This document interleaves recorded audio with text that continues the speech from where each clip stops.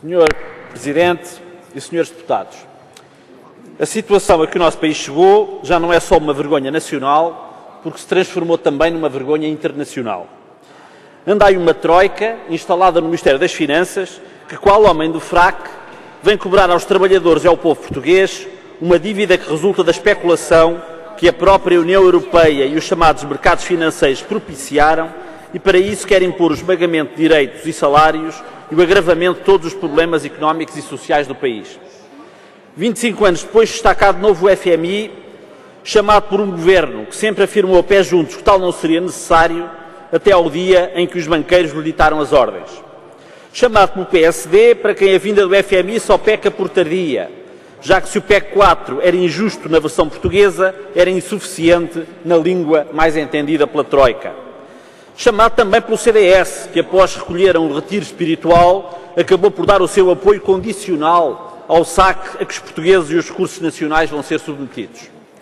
O FMI está de novo em Portugal, depois de uma intensa campanha mediática sobre a sua inevitabilidade, com o PS a dizer que a sua vinda não seria necessária porque o PEC 4 já continha malfeitorias suficientes, com o PSD a dizer quanto mais tarde pior, e com os portugueses a perceber que o que se pode esperar do FMI em cortes de salários, de subsídios, de pensões, em empobrecimento, em mais impostos e em privatizações, não é mais afinal do que os programas com que os partidos do FMI, PS, PSD e CDS se apresentam às próximas eleições. Exatamente. Temos assim em Portugal duas troicas. A troika do FMI, da Comissão Europeia e do BCE que impõe, e a troika do PS, do PSD e do CDS que aceita. Exatamente.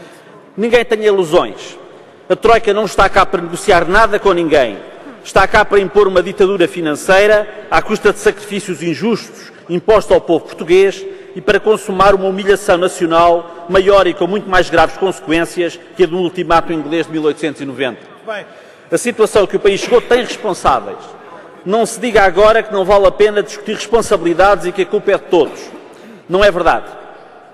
Nos últimos 35 anos, o país foi governado por três partidos, o PS, o PSD e o CDS, que cederam sempre aos interesses do capital financeiro, que lançaram o país na moeda única de forma aventureira, que deixaram destruir a nossa indústria, as nossas pescas e a nossa agricultura, que deixaram de definhar a capacidade produtiva nacional, sempre dizendo que não havia alternativa e vilipendiando todos os que, como o PCP, alertavam para as consequências que essas opções teriam no futuro. Que ninguém tenha também qualquer ilusão quanto às consequências das imposições do FMI e da União Europeia. Eles não estão cá para ajudar Portugal a sair da crise. Estão cá para defender os interesses imediatos dos especuladores internacionais à custa do roubo dos salários e das pensões, do corte das prestações sociais, da redução das funções sociais do Estado, das privatizações, dos apoios à banca e aos grupos económicos, da recessão e da alienação de importantes parcelas da soberania nacional. As imposições do FMI e da UE, que nos querem fazer aceitar como se não houvesse alternativa, não só não nos ajudam, como vão lançar o país na recessão e fazer com que as consequências da crise sejam pagas pelos mesmos de sempre, ou seja, pelos trabalhadores, pelos reformados, pelos jovens sem emprego e sem perspectivas.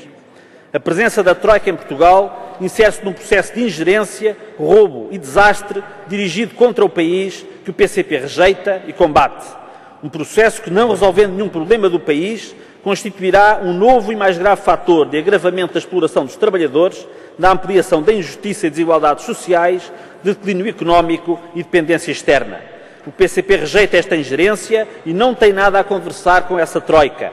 Os únicos interlocutores do PCP são os órgãos de soberania do Estado português, porque só a eles o povo português confiou a legitimidade para decidir do seu destino. muito bem. E não se diga que não há alternativa à capitulação perante os especuladores internacionais. Que o PS, o PSD e o CDS não têm alternativa, já nós sabemos. E já todos os portugueses tiveram tempo suficiente para perceber. É a Troika. Que as luminárias que agora defendem a criação de uma espécie de união nacional para o conformismo não têm alternativa que não seja aconselhar os portugueses a comer e calar, também sabemos.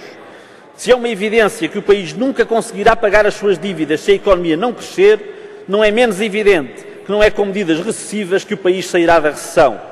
As políticas que lançaram o país na crise nunca nos farão sair dela. Por muito que governantes e ex-governantes, presidentes e ex-presidentes, ministros e ex-ministros, banqueiros, capitalistas e batalhões de escribas e comentadores do pensamento único pretendam formatar a cabeça dos portugueses para que aceitem como inevitáveis as imposições do poder económico, o PCP continuará a afirmar bem alto que há alternativa e que não aceita este rumo de desastre nacional. O que se impõe desde já é a renegociação da dívida externa, nos seus prazos, juros e nos montantes devidos, a diversificação das fontes de financiamento, a ação convergente com outros países vítimas da especulação financeira e do euro, a aposta na produção nacional, a redução das importações, a par do aumento das exportações e da diversificação das relações comerciais. A alternativa existe e o PCP reafirma, perante os portugueses, a sua determinação em lutar por Portugal, pela dignidade nacional e pelo bem-estar dos portugueses. Disse.